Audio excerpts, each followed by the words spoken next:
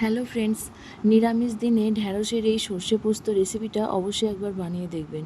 এর জন্য আমাদের লাগবে 300 গ্রাম ঢ্যাঁড়স, আর লাগবে লঙ্কা গুঁড়ো, একটু হলুদ গুঁড়ো, 2 চামচ মতো পোস্ত, আর হাফ চামচ কালো সর্ষে, হাফ চামচ সাদা সর্ষে, আর একটু টমেটো কুচি, কাঁচা লঙ্কা আর নুন।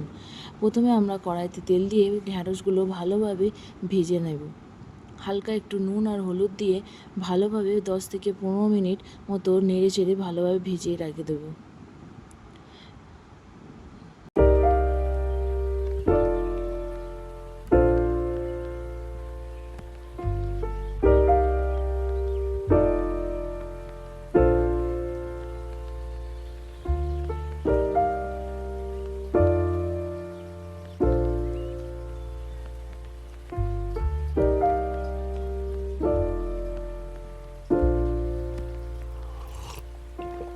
If you found the one, you should never give her up.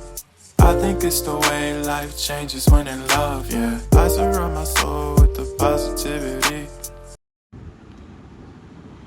এবার ওই কড়াতেই আমি আবার সর্ষের তেল দেব, আর দেব কালো জিরে, কাঁচা লঙ্কা ফোড়ন, আর দেব টমেটো কুচিটা 1 মিনিট মতো ভেজে নেওয়ার পর আমি তাতেই সর্ষে বাটা আর পোস্ত বাটাটা দিয়ে দেব, আর দেব লঙ্কা গুঁড়ো, নুন, হলুদ, সব কিছু দেওয়ার পর একটু ভালোভাবে কষিয়ে নেব। এই রেসিপিটা অবশ্যই একটু ঝাল ঝাল করবেন, কারণ ঢ্যাঁড়স আর পোস্ত দুটোই মিষ্টি, তাই আমি এখানে একটু বেশি ঝাল দিয়েছি। আপনারা আপনাদের পরিমাণ মতো ঝালটা দেবেন।